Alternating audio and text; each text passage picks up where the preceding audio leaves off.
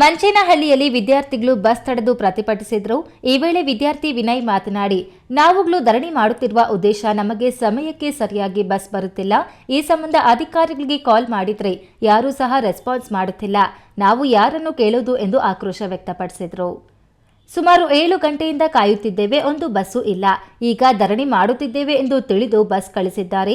ಈಗ ಕಳಿಸಿದ್ರೆ ನಾವು ಶಾಲಾ ಕಾಲೇಜುಗಳಿಗೆ ಹೇಗೆ ಹೋಗೋದು?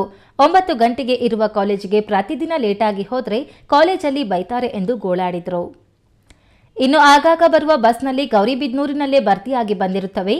ಇಲ್ಲಿ ನಾವುಗಳು ಡೋರ್ನಲ್ಲಿ ನೇತಾಡಿಕೊಂಡು ಹೋಗಬೇಕು. ಎಲ್ಲಾದರೂ ಬಿದ್ದು ಅಪಘಾತ ನಡೆದರೆ ಯಾರು ಹೊಣೆ ಎಂದು ದೂರಿದ್ರು. ಸಾಲದು ಅಂತ ಕಣಿವೆಯಲ್ಲಿ ಕಾಮಗಾರಿ ನಡೆಯುತ್ತಿದೆ. ಅಲ್ಲಿ ಕೆಲವು ಬಸ್ಗಳು ನಿಂತು ಹೋಗುತ್ತವೆ. ಆಗ ನಾವುಗಳು ಕಾರು, ಬೈಕ್ ಅಥವಾ ಇನ್ನಿತರ ವಾಹನಗಳಿಗೆ ಕೈಚಾಚಿ ನಿಲ್ಲಿಸಿ ಹೋಗಬೇಕಾದ ಪರಿಸ್ಥಿತಿ ಉಂಟಾಗಿದೆ. ಇನ್ನಾದರೂ ಮೇಲಿನ ಅಧಿಕಾರಿಗಳು ಗಮನಿಸಿ ಸರಿಯಾದ ಸಮಯಕ್ಕೆ ಬಸ್ ಕಲ್ಪಿಸಬೇಕೆಂದು ಒತ್ತಾಯ ಮಾಡುತ್ತೇವೆ ಎಂದು ತಿಳಿಸಿದರು. ಇಲ್ಲಿ ಬಸ್ಸನ್ನ ಸ್ಟ್ರೈಕ್ ಮಾಡ್ತಾ ಇದ್ದೀವಿ, ಯಾಕಂದ್ರೆ ವಿದ್ಯಾರ್ಥಿಗಳಿಗೆ ತೊಂದರೆ ಆಗ್ತಿದೆ. ಬಸ್ಸು ಟೈಮಿಂಗ್ಸ್ ಬರ್ತಾ ಇಲ್ಲ. ಇನ್ನೂ ಬಂದ್ಬಿಟ್ಟು ಅಧಿಕಾರಿಗಳು ಫೋನ್ ಮಾಡಿದ್ರೆ ಅವ್ರು ಯಾರು ರೆಸ್ಪಾನ್ಸ್ ಆಗ್ತಾ ಇಲ್ಲ. ನಮ್ಮ ಕಡೆಯಿಂದ ಟಿ ಸಿ ಕೂಡ ಇದ್ದಾರೆ, ಮಂಚಿನಲ್ಲಿ ಟಿ ಸಿ ಕೂಡ ಇದ್ದಾರೆ. ಅವ್ರು ಕೂಡ ಫೋನ್ ಮಾಡಿದ್ರು ಕೂಡ ಅವ್ರ ಕಡೆಯಿಂದ ಕೂಡ ಪಾಪ ಏನೂ ರೆಸ್ಪಾನ್ಸ್ ತಗೊಳ್ತಾ ಇಲ್ಲ. ಈ ಥರ ಆದರೆ ನಮ್ಗೆ ಹೆಂಗೆ? ನಾನು ಬೆಳಗ್ಗೆ 7:20 ಬಂದವನು ಇಲ್ಲಿಗೆ, 7:20 ಬಸ್ಸಸ್ ಇಲ್ಲ. ಇವಾಗ ಫೋನ್ ಮಾಡಿದ್ದಕ್ಕೆ ಎಲ್ಲ ಬಸ್ಸಸ್ ಇವಾಗ ಕಳಿಸ್ತಾರೆ, ಸ್ಟ್ರೈಕ್ ಮಾಡ್ತಾ ಇದ್ದಾರೆ ಅಂತ ಹೇಳ್ಬಿಟ್ಟು ಹೇಳಿದ್ದಕ್ಕೆ ಅವ್ರು ಇವಾಗ ಕಳಿಸ್ತಾರೆ. ನಾವು ಕಾಲೇಜಿಗೆ ಹೋಗೋದು ಯಾವಾಗ? ನಾವು ಲಕ್ಷ ಫೀಸ್ ಕಟ್ತೀವಿ, ಏನು ಮಾಡೋದು? ಕಾಲೇಜ್ ಟೈಮ್ಗೆ ಹೋಗಿಲ್ಲ ಅಂದರೆ 9 ಗಂಟೆ ಕಾಲೇಜ್ ಇರೋದು ನಮಗೆ. ಯಾವಾಗ ಇಷ್ಟ ಬಂದಂಗೆ ಬಸ್ಸೊಳಾಗ್ತಾರೆ, ಅದು ಗೋರಿದ್ಮೂರಿಂದನೇ ಫುಲ್ಲಾಗಿ ಬರ್ತಾರೆ ಬಸ್ಸೊಳೆಲ್ಲ ನಮಗೆ.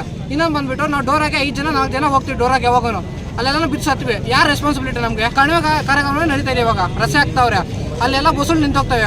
ಅರ್ಧ ದಾರಿಗೆ ಹೋಗಿದ ತಕ್ಷಣ ಅಲ್ಲಿಂದ ನಾವು ಕಾರ್ ಅಡ್ಡ ಹಾಕೊಂಡು ಕೈಲಿ ಕಟ್ಕೊಂಡು ನಾವು ರೆಸ್ಪಾನ್ಸಿಬಿಲಿಟಿ ಯಾರು ನಮಗೆ? ಇನ್ ಟೈಮ್ ಕಾಲೇಜ್ಗೆ ಹೋಗಿಲ್ಲ ಅಂದ್ರೆ. ಇನ್ನು ಇದೇ ವೇಳೆ ಸಂಚಾರ ನಿಯಂತ್ರಕ ನಾಗೇಂದ್ರ ಕುಮಾರ್ ಮಾತನಾಡಿ, ಸಿಬ್ಬಂದಿ ಕೊರತೆ ಇರುವುದರಿಂದ ಈ ರೀತಿ ತೊಂದರೆ ಉಂಟಾಗುತ್ತಿದೆ.